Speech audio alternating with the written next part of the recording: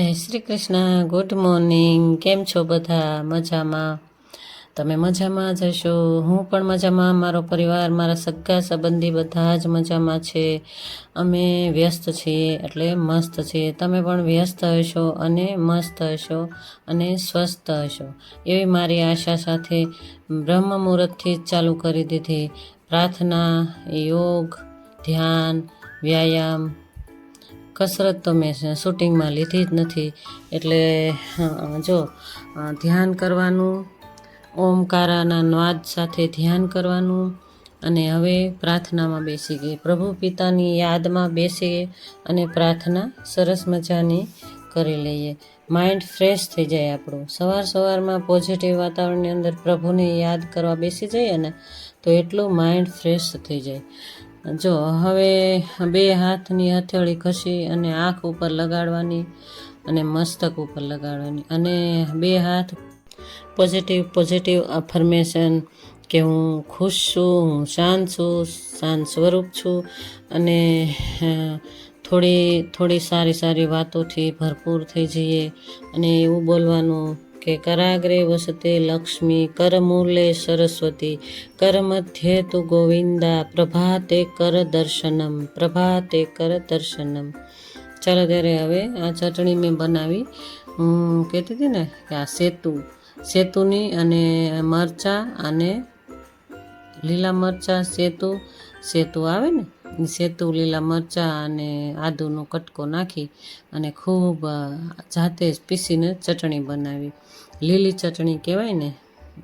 કાલના વ્લોગમાં તમે જોયું ને કે અમે લોકો ગયા હતા બહાર, બરવાળા ગામ, રમેશભાઈ નાકરાણીની વાડીએ અને એના ઘરે પણ મળવા ગયા હતા.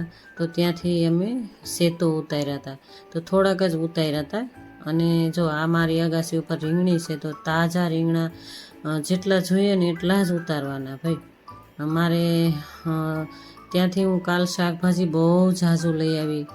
એટલે જો લસણ મસ્ત એવું સાતળી નાખ્યું, જીરું નાખી અને એકદમ લસણ સાતળી નાખ્યું, અને હિંગ નાખી થોડી, અને બટેટા, વાલોળ અને રીંગણાનું શાક બનાવવાનું છે આજે. વાલોળ, બટેટા અને રીંગણા મસ્ત એવું વઘાર કરી દીધું. સરસ મજાનું વઘાર કરી દીધું. આ સાઈડ મેં કાચા ટમેટાં પણ ત્યાંથી ઉતાર્યા હતા. તો એની પણ થોડી કાચા ટમેટાની ચટણી કહેવાય કે કાચા ટમેટાનું શાક કહેવાય, એ પણ મેં બનાવી નાખ્યું. જો હળદર ને મીઠું નાખી પહેલાં તો તેલ મૂકી અને હિંગ નાખી અને સહેજ એવી રાઈ નાખી તડતડે એટલે એને કાચા ટમેટાનો વઘાર કરી નાખવાનો. આ સાઈડ મારું સબ્જી પણ થઈ ગઈ છે. જો વાલોળને પહેલાં બાફવા મૂકી દીધી, એનું પાણી કાઢી નાખવાનું.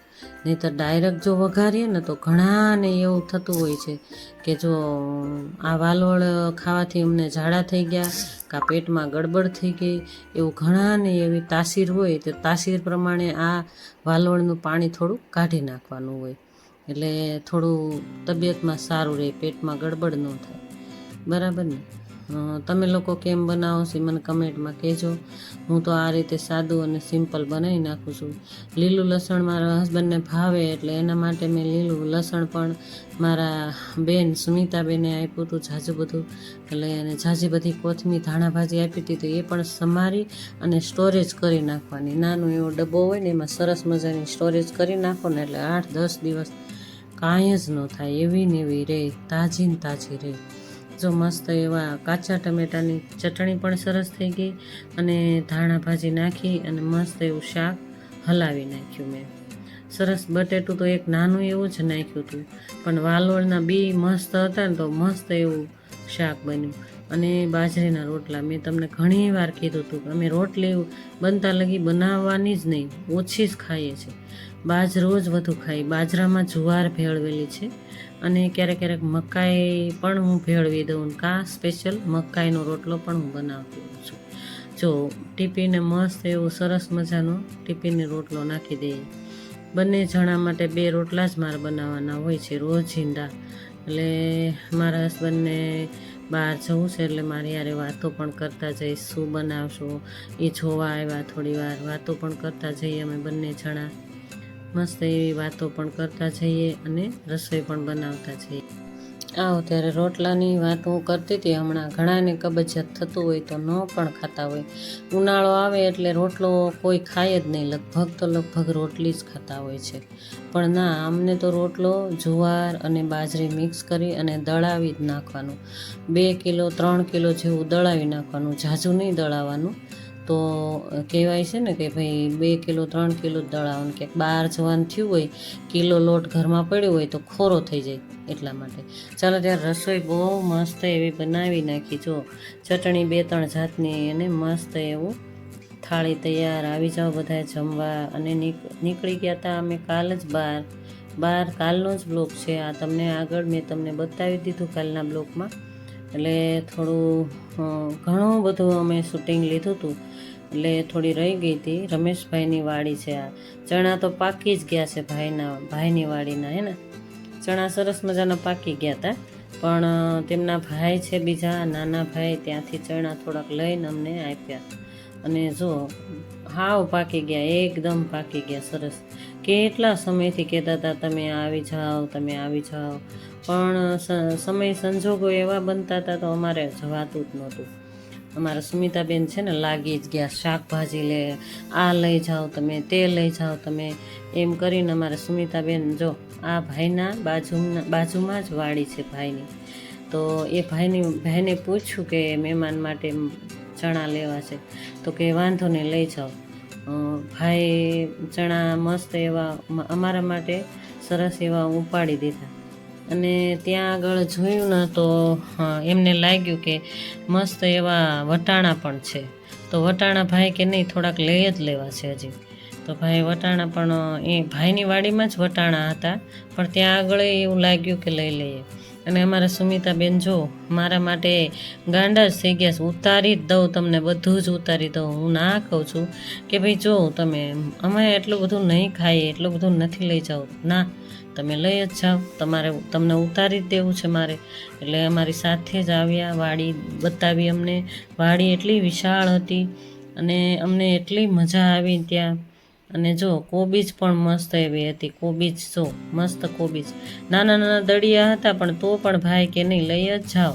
મેં કીધું પણ લઈ જાય ક્યાં, કોણ ખાશે, અમે બંને જણા છીએ, રહેવા દો તમે, બહુ ઝાઝું નથી ઉતારવું. છતાં પણ એ લોકો બંને જણા, જો તુવેર હતી ત્યાં આગળ, તુવેર હતી, તુવેરની હારવાર જો આ વરિયાળી છે, લીલી વરિયાળી તો મને બહુ જ ભાવે. સરસ મજાની વાડી, એવું વાડીમાં અમને તો ગમ્યું. અને એટલી મજા આવી, ખુલ્લું વાતાવરણમાં એટલી મજા આવી. વાડીની હવા પણ ક્યારેક આપણે લેવી જ જોઈએ. કહે છે ને, ઘણા એમ કહે છે કે વાડીની હવા લ્યો ને તો તમને અડધી પોણી બીમારી પણ વહી જાય. જો ચણા ભાઈને તો એકદમ સરસ ચણા તૈયાર થઈ જ ગયા છે. અને લીલા ચણા તો હતા જ નહીં, એટલે બાજુમાં ભાઈની વાડીએથી લીલા ચણા હમણાં ઉતાર્યા. તમે જોયું ને, ભાઈ હજી પણ જોઈ છે કે કઈ સીંગું ક્યાં છે. ચાલો ત્યારે ડોલું 2 ભરીને અમને શાકભાજી આપ્યું. અને મોટા ભાઈની તમને કાલે બતાવ્યું હતું લગભગ, કે નથી બતાવ્યું એ કાંઈ ખ્યાલ નથી રહ્યું. તો આજે હું બતાવી દઉં. ફાર્મ છે બાજુમાં, નેટ પ્લાન્ટ છે ભાઈનું. તો જો એ તમે કાકડીના બિસ્તરા જોયા ને, જબલા બાંધીને, એ સીધું જ માર્કેટ યાર્ડમાં જતું હોય છે. અને લૂમે ને ઝૂમે કાકડી આવી હતી, સરસ લૂમે ને ઝૂમે કાકડી આવી હતી. તો અમે જોયું, એટલી લૂમે ઝૂમે કાકડી છે કે જો અમે જોઈને જ અમને એટલી ખુશી થઈ અને એટલું ગમ્યું. અને ઘણું બધું જાણવા પણ મળ્યું, કેમકે આવું ફાર્મ બનાવવાની વિગતવાર બધી જાણવા પણ મળ્યું. કેમકે આપણે ખેતીવાડીવાળા હોય ને, ત્યારે એવું તો લાગે જ કે આપણે ક્યાંક ને ક્યાંક રસ ધરાવવો જ જોઈએ. ખેતીવાડીએ જઈએ ક્યાંક તો અલગ આપણને સિસ્ટમ જોવા મળે, બરાબર ને.